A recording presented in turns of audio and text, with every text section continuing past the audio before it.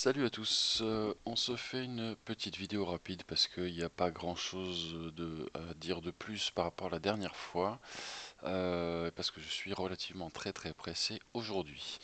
Donc voilà, on va regarder vite fait sur le Bitcoin. Alors j'ai rajouté encore plein de trucs, hein, j'y avais pas assez de traits pour moi. Euh, j'ai rajouté des petites flèches rouges et des petites flèches vertes qui sont basées sur ce que l'on appelle un indice qui s'appelle l'AMX, qui est, alors attendez, qui est une étude de la différence entre le prix de clôture et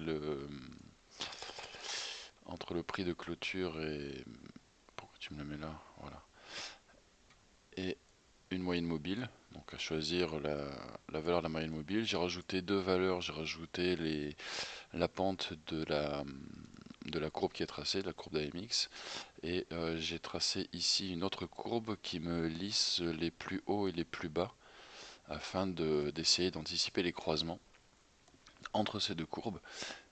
Ceci afin de tenter d'anticiper ces mouvements ici que l'on voit ou ces retournements que l'on peut constater comme sur n'importe quel oscillateur. Il en résulte que de cet indicateur, j'en tire certaines flèches ici qui me donnent les moments dans lesquels intervenir. Alors pour l'instant je suis d'accord, il y a énormément de flèches. Je suis encore en train de travailler dessus pour essayer de filtrer les, euh, de filtrer les flèches qui devraient être indiquées, mais pour l'instant ça marche assez bien. Quand il y en a une verte suivie d'une rouge, généralement ça suit plutôt bien. Alors on va remettre l'indicateur tel qu'on était, donc ça c'était pour l'explication des flèches que l'on voit ici. On va commencer tout simplement avec du daily et voir un petit peu où on en est. Si on regarde en daily sur le Bitcoin, donc oui, c'est pas mal le bordel, mais vous commencez à être habitué. J'ai aussi rajouté des étiquettes et tout. Les étiquettes, c'est essentiellement pour regarder où se trouvent les moyennes mobiles. Ça me permet de les voir vite. Il faudrait juste que je vire ces plots là, que ça n'apparaisse pas, histoire qu'il n'y ait que les 4 moyennes mobiles qui s'affichent pour que je vois instantanément euh, qui est au-dessus ou en dessous de quoi. Donc on voit qu'en daily, la 200 est toujours bien perchée, bien haute par rapport aux autres, qui se tiennent plutôt dans un mouchoir de poche, et les autres par contre se sont toutes retournées, à savoir qu'on a la plus courte qui est au-dessus de la suivante qui est un petit peu plus longue, de la 10 à la 50, qui elle-même est au-dessus de la 100, mais les trois ici qui sont plutôt bien retournés sont toujours en dessous de la 200. On voit que la 200, comme on l'avait évoqué il y a un mois, se retrouve à peu près au niveau des 5000, et donc on a deux possibilités. Soit on a une progression du mouvement actuel, à savoir un mouvement de hausse en daily, la MACD nous l'indique, et à ce moment-là, on va effectivement aller chercher ces 5000 ici. On va avoir un mouvement épidermique pour aller chercher les 5000. Ce qui me retient, c'est quand même qu'on serait censé franchir donc cette fameuse résistance 2018 que l'on n'a toujours pas franchie et dont on se rapproche assez critiquement, j'ai envie de dire. Donc, pour rappel, ça c'était cet été. On avait donc eu, je vais le refaire pour la 150e fois à peu près, les 4 vagues, ça touche en bas, on va rechercher la résistance, on fait une grosse correction pour retrouver à la limite le niveau d'entrée, et on range, à part un deuxième petit mouvement ici. On range, jusqu'à la résistance, et pouf, on a décroché. Donc lundi, j'ai pris la hauteur de ce décroché et je l'ai reporté ici en sortie pour imaginer où on pourrait se retrouver. En sortie, à moins de se retrouver au 600, ce qui correspond à un niveau quand même en très ancien de 2016 me semble-t-il. On ira voir rapidement si on peut, si on a le temps. Euh, Ce mouvement pourrait très bien être bloqué ici par le support 2018 également. On serait ici au 1800, ça je vous l'indique depuis octobre-novembre, cette possibilité d'aller au 1800.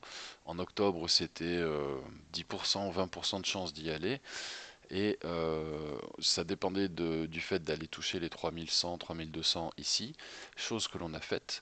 On est allé toucher les 3140, et ensuite on a rangé, oula, pardon, on s'en occupera après. On a rangé et ensuite là on se rapproche relativement critiquement de la résistance. Donc soyez très vigilants, il est fort probable que à la fin de ce range, on bute contre cette résistance et qu'on dégringole. La dégringolade peut être stoppée d'abord ici par ce support à 3004, mais si on décroche, il y a de fortes chances qu'on aille chercher cette zone-là. Au niveau des halts, on range depuis à peu près un petit mois. Les halts sont en train de monter, descendre entre 0 et 2-3%. Il y en a certaines qui font du 5-6, mais c'est très épisodique, ça redescend aussi vite que ça remonte. Donc on va pas dire grand chose aujourd'hui. Attention à la configuration, il y a très peu de chances qu'on aille chercher la moyenne d'un 200, elle est quand même vachement haute. Il y a beaucoup de probabilités qu'on bute contre cette résistance et qu'on commence à corriger.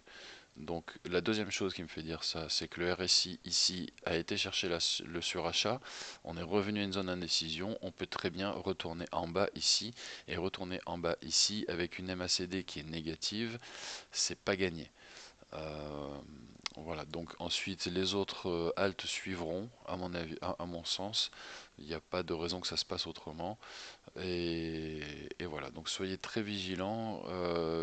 L'idéal serait d'être sorti. Si vous êtes rentré ici, l'idéal ce serait de sortir.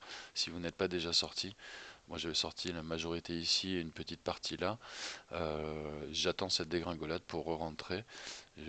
Si ça remonte, je verrai comment ça remonte. C'est pas impossible qu'il y ait un petit mouvement parasite pour faire croire à une réelle remontée à ce qu'on perd sa résistance, mais si on la perd, ça sera quand même quelque chose de fort. Donc, je verrai si je peux refaire une vidéo dans le week-end, mais je pense pas. Je pense que je posterai plutôt des screens et je referai une vidéo lundi. On verra où on en est. Donc voilà tout. Je suis vraiment désolé, je peux pas faire une vidéo beaucoup plus grande que ça parce que de toute façon il n'y a pas grand chose à dire. On attend d'arriver au contact de la résistance, ce qui devrait se faire dimanche. Et comme on passe souvent des dimanches pourris, et ben à voir ce qui se passera dimanche. Voilà tout.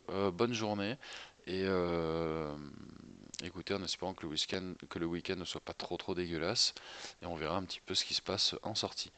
Voilà, bonne journée à tous, bon week-end et à bientôt. Ciao ciao.